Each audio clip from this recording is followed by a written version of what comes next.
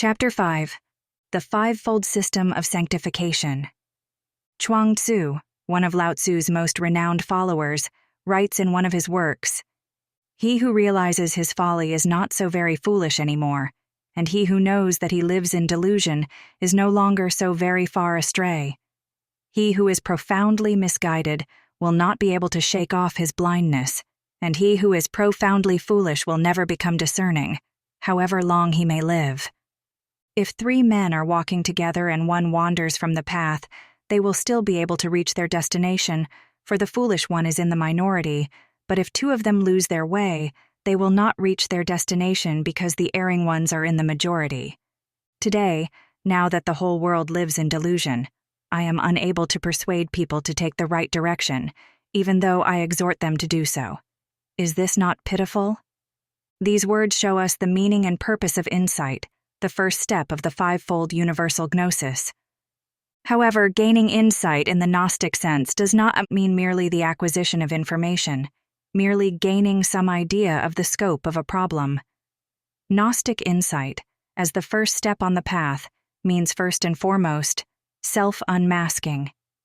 Hence the words of the ancient wisdom, "He who realizes his folly is not so very foolish anymore, and he who knows that he lives in delusion is no longer so very far astray."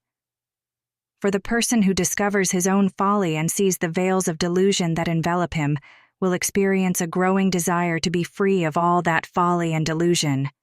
As a result of the first step, which is the step of self-discovering insight, the second step, yearning for salvation, will be felt as a need.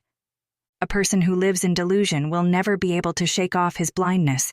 He will not even feel the need to do so.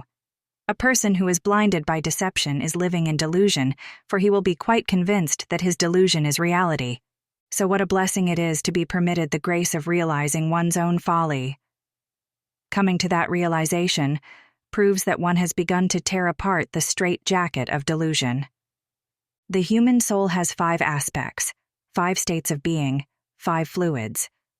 The fivefold universal gnosis corresponds with these 5 aspects. For each step of this fivefold system of sanctification provides for the purification and transformation of one of the soul fluids. In addition, each step exerts an influence on all the other soul fluids to prepare them for their own particular development. The blood is the basis for the whole process.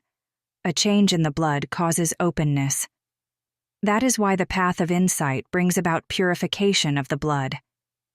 A change in the hormonal fluid follows closely on this alteration of the blood, causing yearning for salvation to flood throughout one's being like one great sigh.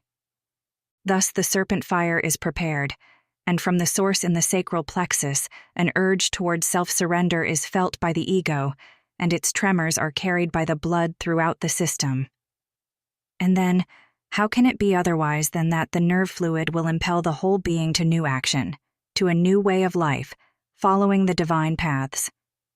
This, in turn, will give rise to the 5th and final step, for the 7-fold astral consciousness fluid is beginning to change, so that the rebirth of the soul will become a fact.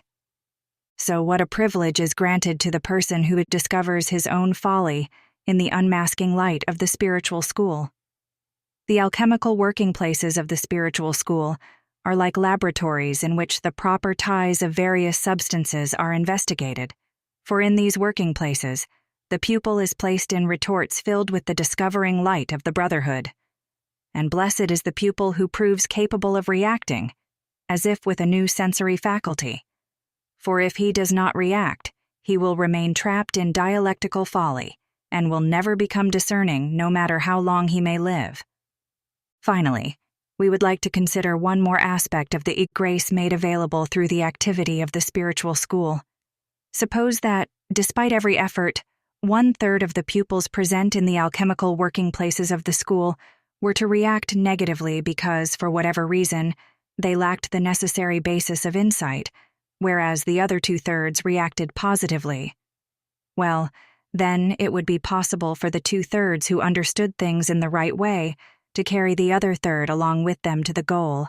If 3 men are walking together and one wanders from the path, they will still be able to reach their destination.